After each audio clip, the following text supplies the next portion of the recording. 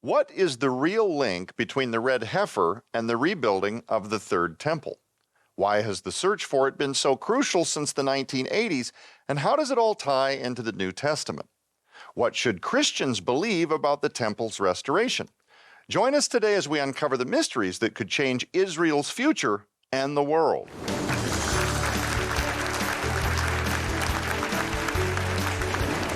Hello, ladies and gentlemen, and welcome back to SkyWatch Television. I'm Joe Artis Horn. Today we continue a very fascinating discussion with our special guest. Let me introduce him right away. He pastored for 16 years and holds a degree in biblical archaeology. He is the director of the Psalm 19 Project and co-host of the Prophecy Watchers TV program and podcast. Please help me welcome Mondo Gonzales.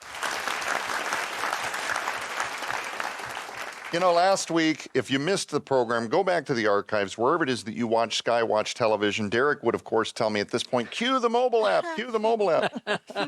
You can download our mobile app, our SkyWatch Television mobile app at the App Store. It's free. It's the one place they can't cancel us so far. But if you missed last week's program with our special guest, Mondo, we were talking about his brand new book, and I'm going to bring it up on the screen for you right now. The Mystery of the Red Heifer, Israel, the End Times, and the Building of the Third Temple. And people new to Bible prophecy, we covered a little bit about what the red heifer is, how many of them there need to be, the ceremonial aspects of what they're involved in, how that contributes to and plays a role in the building of the Third Temple, and of course, how all of that fits into the prophetic biblical timeline. And it's a lot to wrap your head around in, 28-minute programs like we're doing. But I thought Mondo did a fabulous job frameworking that for us. Not an easy task, but we're going to hit the ground running this week again, Mondo, because there's still so much to cover about your new book, The Mystery of the Red Heifer. How does the red heifer ritual connect to the building of a third temple, and why has the search for the red heifer held importance since the 1980s? A lot of people have been introduced to prophecy through the late, great Planet Earth by Hal Lindsey, in 1970. As part of that development is this idea that Israel is going to certainly be reestablished, which had already happened certainly by 1970, but also that they would rebuild the temple, which began in earnest their thinking in 1967. So I don't think Hal Lindsey would have written his book in the same way prior to 1967, but it's like, hey, now we're here. And the Bible says in several places that there will be a future physical third temple in the land of Israel on the Temple Mount in operation during the last 7 years of the tribulation period. And so to see all these developments begin to happen, the Jewish people, in their desire to follow Moses and to fulfill the commandments, they realized, well, we can build it, but we can't use it. We need the red heifer. And so originally what they began to do was they began to search in the sense of archaeologically, because the hope was that they would find the ashes of the previous red heifer hidden somewhere, maybe near the Ark of the Covenant, and therefore they would have some sort of continuity. Because in the rabbinic tradition, they would take some of the old ashes, they would have a ceremony and slaughter a new one. They would take the ashes of the new female cow, and they would mix them together. That's not required to do. And so after all the efforts to find them archaeologically, they realized we might not ever find those. Therefore, we are going to try to establish a breeding program for red cows. How is the red heifer significant in the New Testament? Because I kind of teased that at the open. To me, this is where for us, we look at we might even ask the question, the Old Testament's a big book. Why did God have thousands and thousands or maybe even millions of animals sacrificed over 1,400 years, before the temple was destroyed? And we would not be able to answer that as clear without the book of Hebrews. But when you come to the book of Hebrews, we see that the writer there is very skilled in Old Testament theology, and the writer is saying, okay, I'm going to show you the supremacy of Jesus. The supremacy of Jesus over three pillars of Judaism, which were angels, and that's chapter 1 and 2, over Moses, we see that in chapter 3 of Hebrews, and the Levitical system. And so when you get to Hebrews 7, really 7 through 10, we see the writer saying the blood of bulls and goats can't take away, sins. But Jesus came to fulfill that. So Jesus is the final sacrifice. Well, he brings up in Hebrews chapter 9, the red heifer. And what he describes was, again, under the old covenant, the red heifer was meant to purify externally if you were ritually impure based on a dead person. And so you'd have this external ritual by sprinkling. And the writer says, look, if that was true for these externals, how much more does the blood of Jesus forever take away our sin and our impurification permanently. He's basically saying, look, everything you saw in the Old Testament was a shadow, and he uses those terminology, was a shadow of what Jesus would accomplish, and that includes the red heifer. It's a beautiful, we are so privileged as New Covenant Christians. Geopolitically, building that temple would be very problematic. And in the last program, you mentioned Saudi Arabia possibly being part of the administration of the Temple Mount. Well, there are some who think that Mohammed bin Salman is a good candidate for the Antichrist. Very true. And there's a viewpoints about different Messiah figures. I actually think the Messiah will be Jewish. I don't necessarily fall into I agree with that. Yeah. It's just so. But it is interesting that it's going to shape the whole region. Saudi Arabia, I think, is part of the end game, no doubt, in the sense of their desire. Because with Mecca and Medina and being the center of Islam for the, you have, again, Turkey and others that are, and the Iranians, you have the Shiite Sunni troubles.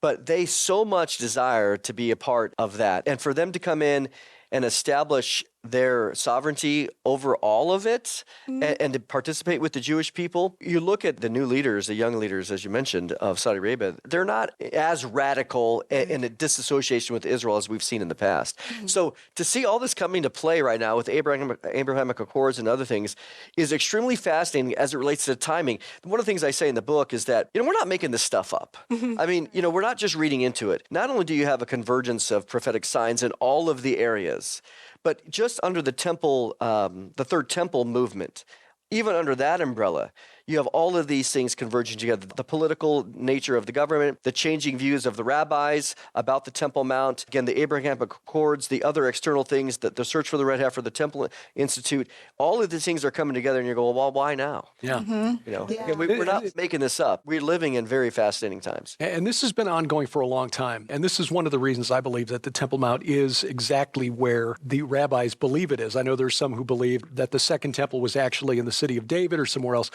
But the fact that all of this spiritual conflict has taken place over the Temple Mount, and not just in the 20th century. There was an attempt to rebuild the temple under the Emperor Hadrian in the early 2nd century. He changed his mind. That may have contributed to the Bar Kokhba rebellion, which led to the depopulation of Judea. The Romans basically said, okay, no more Jews. We're going to rename it to Palestine, which is why it was called Palestine until 1948. They tried to rebuild it again in the 4th century. And there was a big earthquake around the year 363 that destroyed that temple. Not God's timing, not yet. But things do seem to be coming together in the 21st century. Yeah, in the book, one of the chapters about that, every attempt. And there's been several. And God's like, nope. Julian the Apostate was there. Julian the Apostate, was the 4th like, century, nope. right. So finally we come to our age, now that Israel's back. And I have a lot of friends and family who aren't futurists. They're Christians, they love God, but they're like, no, I don't see any of that. And I'm like, look, Israel is the mega sign. Many of them think it's coincidental that Israel became a nation in 1948 and that it's just as important as Zimbabwe becoming a nation. And then you're like, I couldn't disagree with you more, but, again, agreeably, but look, guys, God brought Israel back in 1948. He says, Ezekiel 36, 37, 38, I have brought them back from many nations in the latter years. So how do we know we're in the latter times? Because God said when Israel comes back, he'll bring them over on the mountains, which lay desolate for a long time. And they did. The mountains of Israel lay desolate for 1,800 plus years. So the fact that they're here now, I think God knows the timing. And that was 77 years ago. Yeah. So here, again, we're progressing now, and all these things are coming to bear. Ultimately, we have 5 red heifers show up in September 15th of 2022. That is after a hiatus of, again, 1,850 years. It's really interesting. Mondo, you go through several viewpoints in your book that kind of deal with how Christians should view the building of the Third Temple and the Red Heifer movement. Can you talk about some of those and tell us what your personal opinion is? What I did is I noticed that when the red heifers arrived, of course, there was a lot of conversation about them in September of 22. And since then, they have 3 of them are still qualified. That's the current update. I stay in touch with Byron Stenson, who was from Boneh, Israel. So what you had, though, was this conversation that different prophecy teachers about the importance of the red heifers or about the Third Temple. And so what I did is I thought, well, I want to ask all of these guys, is it okay to give money? Because some people will say, hey, should a Christian give money to the rebuilding of the third temple? Should they give money to the care of the heifers and other things? And so I threw it out to, 10 or 15 different prophecy teachers, and got their opinions. And what I found was that for the most part, there was general agreement, but there was some disagreement. Some teachers would say, oh yeah, it's okay. You're participating in the move of God to bring Jesus back. And this is just part of the prophecy. Others are very eager about participating with the Jewish people. And then others are say very strongly, no, a Christian shouldn't. And that's kind of the way I asked it. Because normally, one of the ways I like to ask things, especially as a pastor, is because people ask us, is it a sin? Oh. Okay. That's strong, right? Yeah. Yes. So as a pastor, you want to say, well, if I tell you it's a sin, I got to have a Bible verse, to back me up, because obviously God has the authority, not me. But where I land is that if somebody gave money to support the third temple, I don't have a verse to say that's a sin.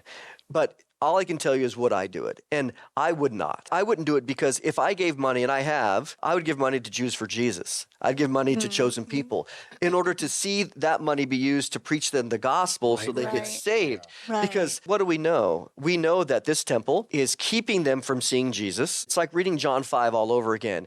We have Moses, Jesus, we don't need you. He says, well, if you believed in Moses, you'd believe in me because he wrote about me. So for them, what we see in John chapter 5, this battle between Jesus and Moses, is exactly what happens now.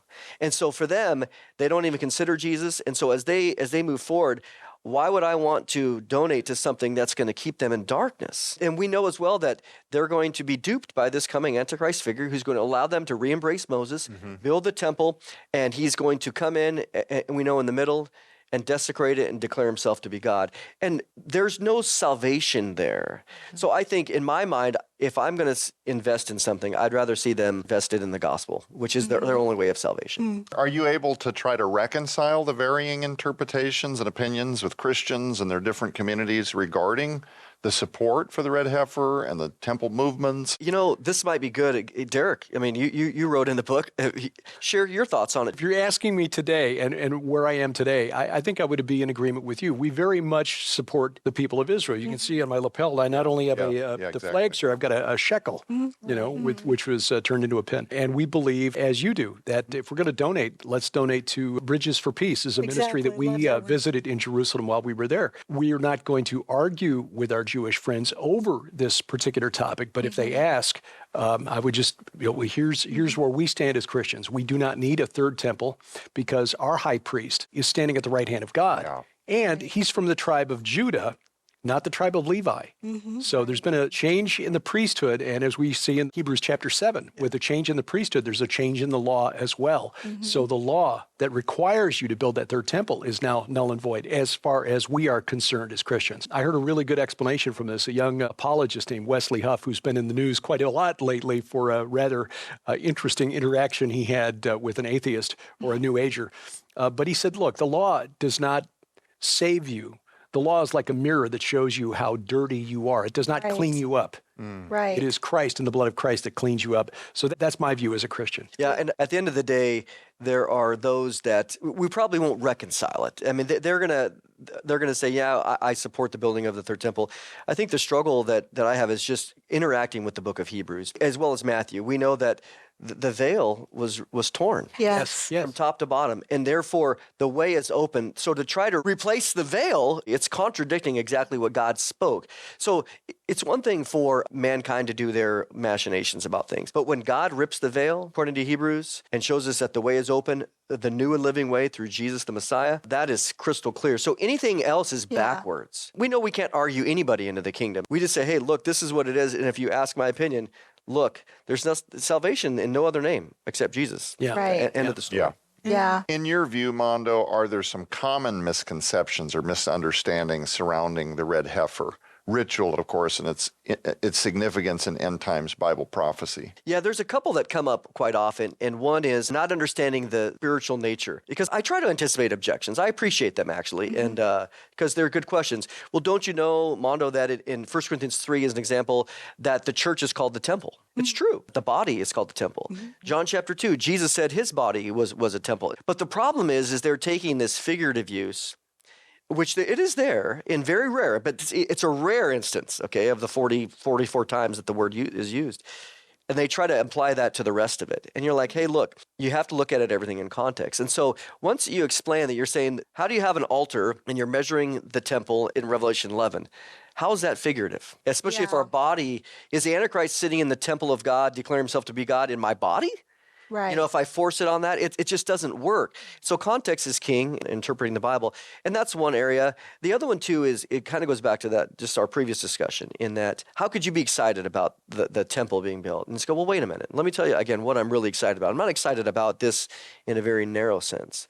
I'm excited because what we're seeing at this time with red heifers and temple preparations is that shows us that Jesus is coming. Right. And Jesus is coming on the back end of that, and he's going to fix the world. Right. So I think many times there's this, because we say we're excited, they misunderstand that we're endorsing. So, and that's really the key is I'm not endorsing the third temple being built. I'm excited it being built because of what Jesus is going to bring after. Yeah. Well, ladies and gentlemen, you can support the ministry of SkyWatch TV and our continued efforts to share the gospel of Jesus Christ throughout the four corners of the world and receive your very own copy of this urgent new work when you order the Mystery of the Red Heifer special offer. Not only does this incredible opportunity include Mondo Gonzales' new book, The Mystery of the Red Heifer, Israel, the End Times and the Building of the Third Temple, but it also includes the best-selling book, The Rabbis, Donald Trump, and the Top Secret Plan to Build the Third Temple with 5-part television series companion DVD by the late Dr. Thomas Horn. This incredible book with companion DVD uncovers for the first time the mysteries of the Antichrist's rise and his secret plans already in motion to build the abomination of desolation, the event that will trigger the apocalypse. These works reveal the connection between Donald Trump and the Third Temple. Is he Israel's modern-day King Cyrus, chosen by God to oversee its construction? Temple treasures. The recent archaeological discoveries that could reveal the Ark of the Covenant and other relics that tie directly to the construction of the Third Temple. And the abomination of desolation. What it is, why it's coming, and how world leaders are positioning themselves for its arrival right now. Sold separately, these items hold a retail value of over $60. Yours now for your donation of only $45, which includes free shipping to all U.S. orders. You can scan the QR code on your screen using the camera app on your phone for instant access to this special opportunity. You can also visit us at skywatchtvstore.com or call 1-844-750-4985 and ask for the Mystery of the Red Heifer special offer right now. Not a special opportunity you're going to want to miss out on. Mondo, with just a few minutes left on the clock, in your opinion, what are some of the potential implications, both religiously and geopolitically, of the construction of the Third Temple in our current era? It was fascinating being in the progress of writing the book as things shifted, politically. And we know that the greatest influence on the nation of Israel is the United States. And so to see the Biden administration going back, really being what we'd call 3.0 of Obama, of his first two administrations, very unfriendly to Israel. Right. They would hamstring them. They would tie their hands in so many ways. And so it was interesting as the election happened, and Netanyahu was dancing at being very careful, because even after the election happened in November, he still had, 6-8 weeks of trying not to offend Biden, because of what Obama did on his last days is he allowed a resolution to go into the United Nations condemning Israel into the Security Council. And Netanyahu didn't want that again, because they allowed it and they didn't veto it. So, politics can be very nasty. But now that we've come past January 20th, it's fascinating that in Israel right now, the rabbis, they are giddy. They are giddy beyond belief, because they look back and they see Trump's first administration. As people might or might not know, they created a Trump coin. They minted the Trump coin. They have on there Isaiah 45 as it relates to Cyrus being this called the Anointed, the Mashiach, a non-Jewish messianic figure. Now they're thinking, of course, this is going to be even better that the embassy was moved over in 2017. And so they have a lot of high hopes. And let's just be honest, Trump loves the adulation.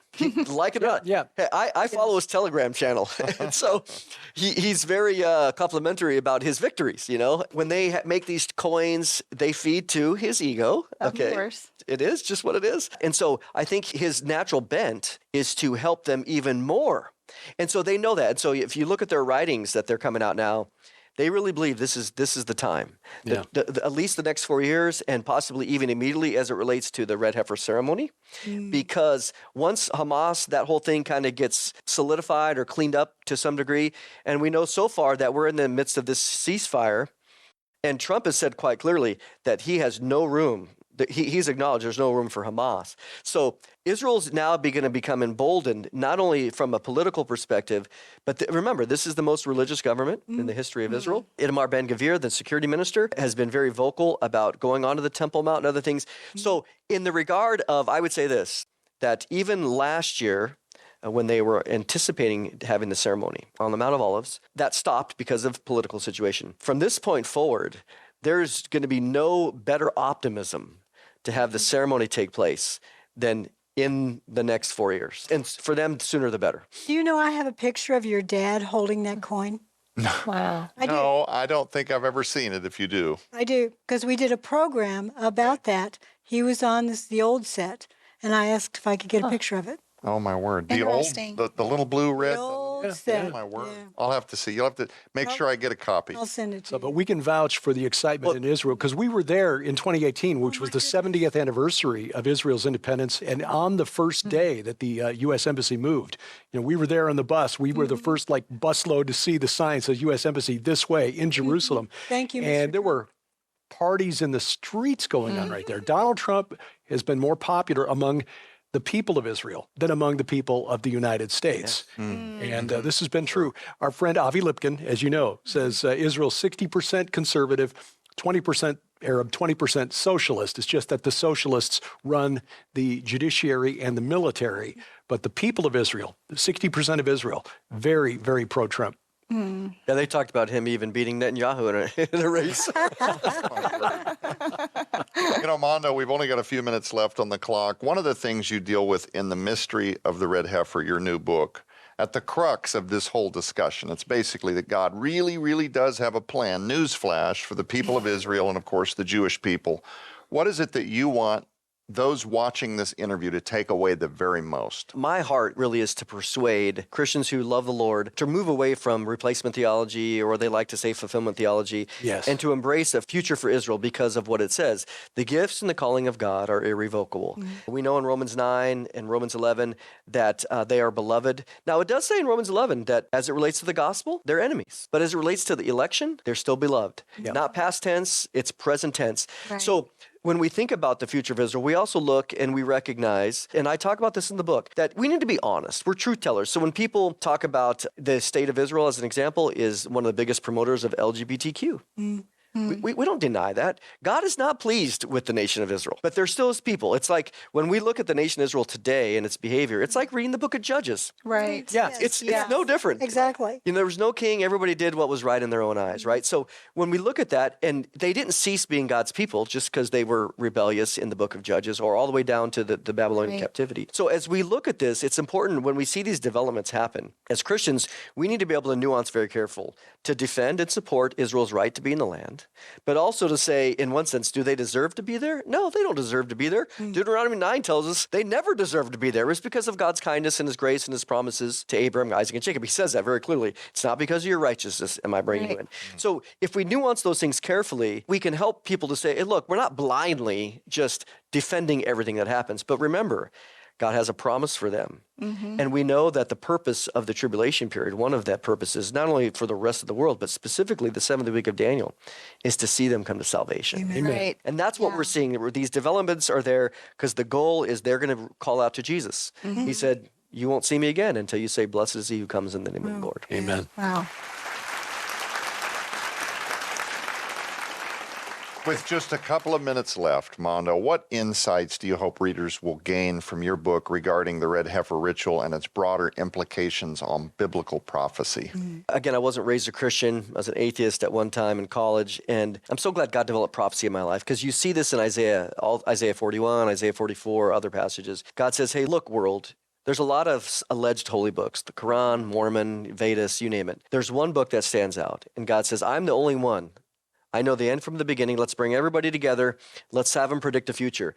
The Bible is the only book that predicts the future. Yeah. And so if it's true there, Jesus would say, look, if I'm going to talk to you about earthly things and you can't handle it, how can I talk to you about heavenly things? So in the same way, the Bible shows itself to be God's word, which we have facts now. We have temple prophecies that's being accomplished. We have red heifers that are following in.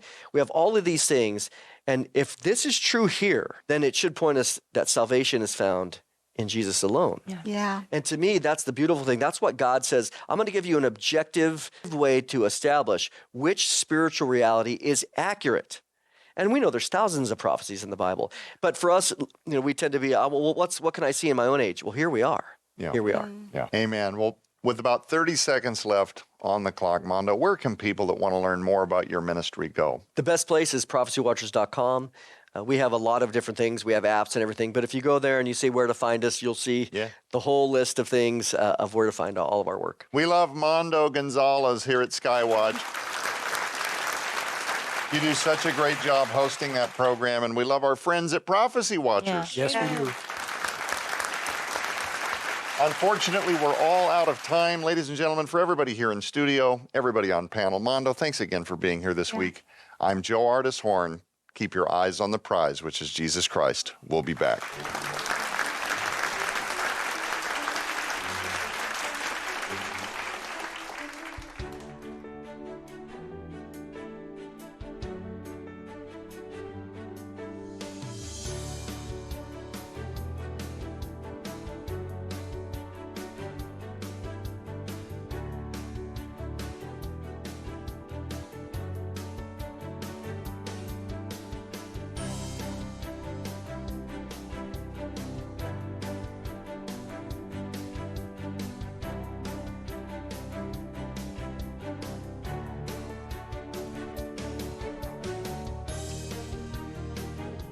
Well, ladies and gentlemen, you can support the ministry of SkyWatch TV in our continued efforts to share the gospel of Jesus Christ throughout the four corners of the world and receive your very own copy of this urgent new work when you order the Mystery of the Red Heifer special offer. Not only does this incredible opportunity include Mondo Gonzales' new book, The Mystery of the Red Heifer, Israel, the End Times and the Building of the Third Temple, but it also includes the best-selling book, The Rabbis, Donald Trump, and the Top Secret Plan to Build the Third Temple with 5-part television series companion DVD by the late Dr. Thomas Horn. This incredible book with companion DVD uncovers for the first time the mysteries of the Antichrist's rise and his secret plans already in motion to build the abomination of desolation, the event that will trigger the apocalypse. These works reveal the connection between Donald Trump and the Third Temple. Is he Israel's modern-day King Cyrus, chosen by God to oversee its construction?